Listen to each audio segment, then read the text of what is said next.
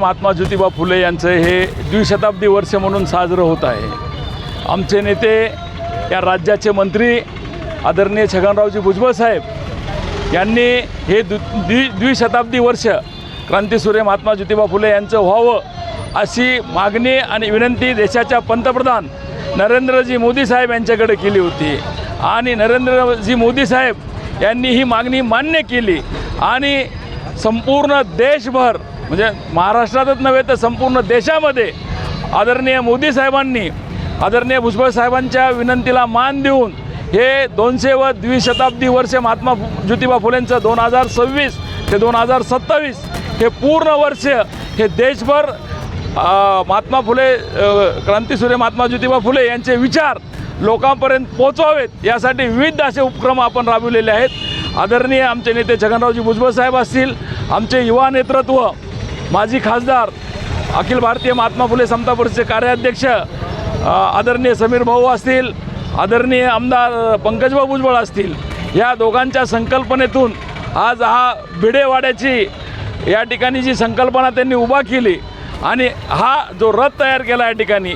क्रांतीसूर्य महात्मा ज्योतिबा फुले यांच्या द्विशताब्दी वर्षानिमित्त हा रथ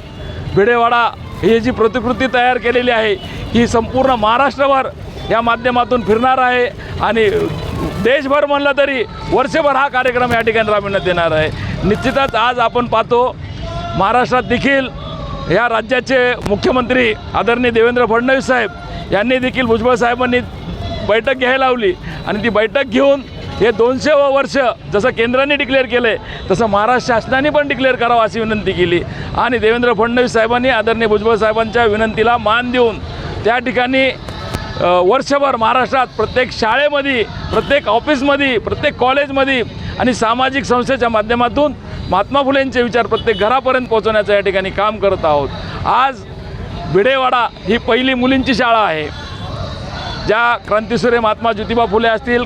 क्रांतीज्योती सावित्रीबाई फुले असतील, यांनी पुण्यामध्ये भिडेवाड्यामध्ये पहिली मुलींची शाळा केली। आज या ठिकाणी आपण पाहत आहे लोक पंढरपूरला जातात, बाकी देवधर्म दर्शनाला जातात, त्याविषयी आमचं दुमत नाही, परंतु ज्या मुलींना शिकवलं आज देशाच्या पंतप्रधान असतील, सरन्यायाधीश असतील, त्यानंतर राष्ट्रपती असतील, अशा ठिकाणी महिला आज या ठिकाणी बसलेल्या आहेत। ती फक्त क्रांतीज्योती सावित्रीबाई फुले आणि महात्मा फुले यांची देण या ठिकाणी मी मानतो। आणि तो भिडेवाडा आज किती लोकांना माहीत आहे?